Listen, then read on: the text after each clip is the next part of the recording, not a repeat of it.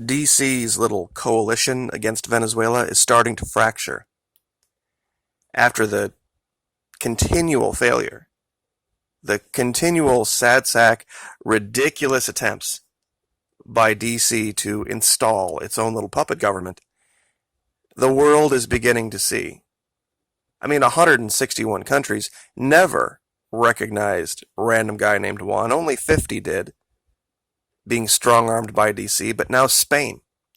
Spain, who ironically is the one granting the criminal Leopoldo Lopez sanctuary, has come out and basically put DC on notice, saying this: you are playing cowboy and abusing power in the situation regarding Venezuela and Cuba. You see, now, after the whole let's blame Hezbollah game didn't work a couple of months ago with Mike Pompeo, now it's let's blame Cuba. Because clearly we can't accept the fact that the people of Venezuela had an election. They stand by Nicolas Maduro, whether you agree with it, I agree with it, or anyone else agrees with it. They want Chavismo in their country. And DC just can't take it. They're like a spoiled, rotten child, throwing a temper tantrum, rolling on the ground, and little Marco just served one up on a platter to be knocked out of the park. He was at this Cuban restaurant with Mario Diaz-Balart, this psycho behind him here, and they're talking about the need for U.S. military to support humanitarian aid. Apparently, they have sent now the USNS Comfort, the hospital ship down there again, to keep the story relevant. But I want you to hear something that little Marco said at this conference where he was given an award. At the conference, Senator Marco Rubio, who is seen as one of Trump's principal advisors on Western Hemisphere issues, was awarded the Chairman's Award for Leadership in the Americas. During his acceptance speech, Rubio called on more nations to revoke the visas of family members of officials in Maduro's government. What does he mean by that? Rubio, a Florida Republican, said the families of most senior Venezuelan leaders no longer live in Venezuela and singled out Defense Minister Vladimir Padrino Lopez, whose family lives in Spain. If nations really want to do something about this, then revoke the visas of these people who are living off the stolen money stolen from the people of Venezuela, Rubio said. In particular, I don't know if they're here today. I don't mean to pick on, but Spain has a lot of these visas. President Pedro Sanchez has the power to go after these visas, not to mention the millions of dollars stashed in those bank accounts. Okay, millions of dollars in bank accounts owned by people in the government of Venezuela. So you're saying that government officials getting rich, being government officials, is a bad thing, little Marco?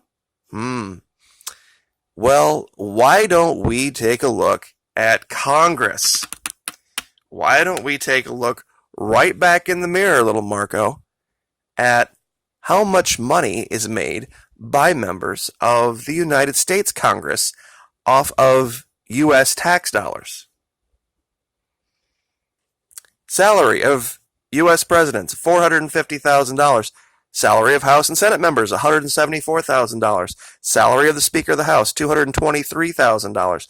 Salary of the majority and minority leaders, $194,000. While the salary of an average soldier is $38,000 and the average income on Social Security is $12,000.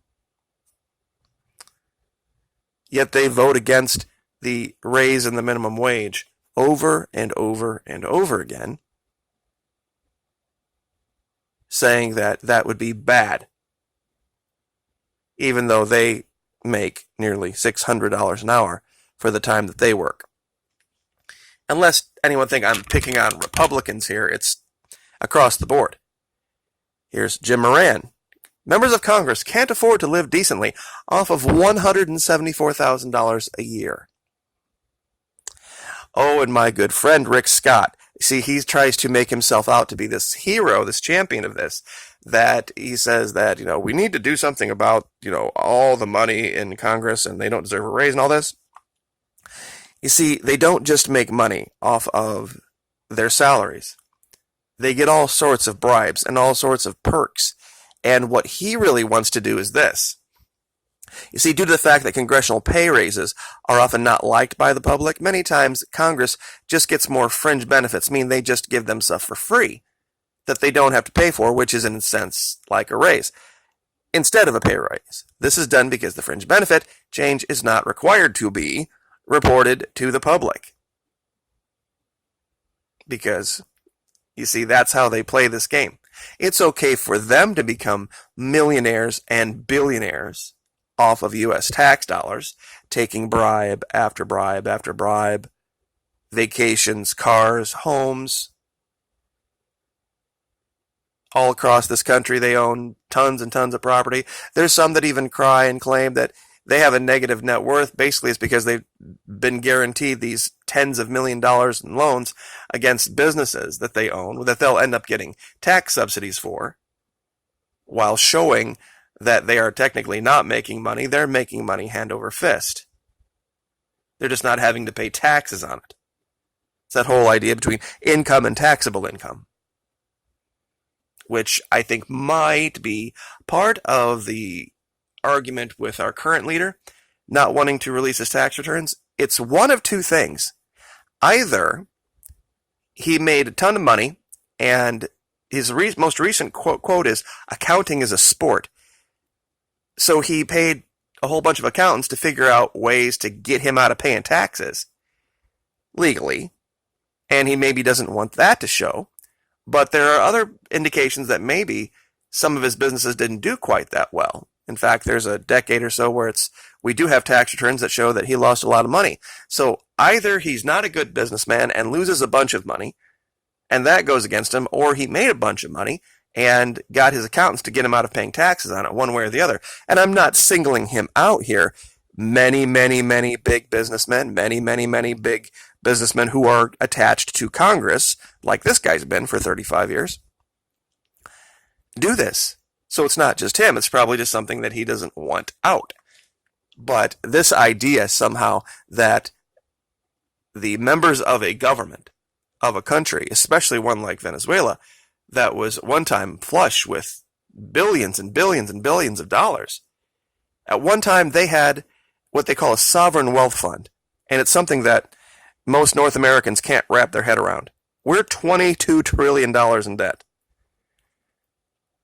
At one time, Venezuela had not debt, but they had a sovereign wealth fund of nearly $100 billion.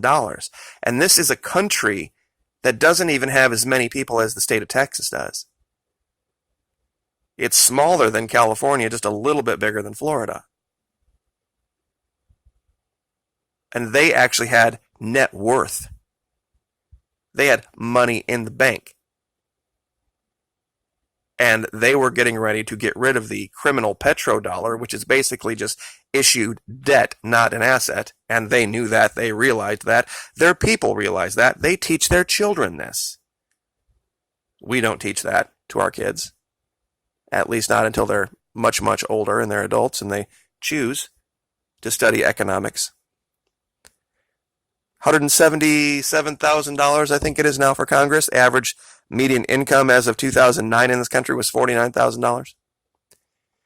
But we have to go after Vladimir Padrino Lopez because he has family in Spain and he might have, maybe $1 million in the bank. He's the criminal, really? He's a criminal. And there are so many memes and pictures and stats about the wealth of Congress and how many millionaires and billionaires there are. I could waste probably hours talking about this. I don't think I have to elucidate this point much more. But when you put it in contrast to what people say, when they say it, it becomes so much more ridiculous. This guy says that he wants the government of Spain to seize private funds paid to, and he has no proof that it was done criminally. He's just making the allegation that they're all criminals with no proof, just because DC says they're criminals. If there were an argument for state rights, there's only one, this would be it. just to get the money back that these criminals in DC are pocketing from us every single year. And it is so unbelievably hypocritical to listen to them talk about wanting other governments to seize bank accounts. Think of the logic that says, we want to take your tax dollars, American person, and we want to send that to Venezuela to help stand them up. But the money that we've seized, the billions and billions of dollars that we've already seized from Venezuela and from Citgo, we don't want them to be able to spend their own money to pay their own bills. We want you, American person, to pay those bills for them so that we can have a government that we agree with in Venezuela. That's in essence what Marco Rubio, Bolton, Trump, Pompeo, all of them are saying. That's exactly what they're saying. They want you to foot the bill, and they want to pocket the money that they seized illegally out of those bank accounts and the money from Citgo. Think of that logic for just 1 second. But Spain, I think it's going to be a domino effect, to be very truthful. Other nations are going to start to see this because as citizens of this country, we aren't the only ones who have suffered under the tyranny of DC. And there's a lot of people out there that believe it's time for DC to be done. And they don't have anything against you or me or the people of the United States. But they do scratch their heads sometimes and wonder why we have allowed it to go so far. As do I. But we'll leave it there. States' rights video coming up, though. Like, share, subscribe.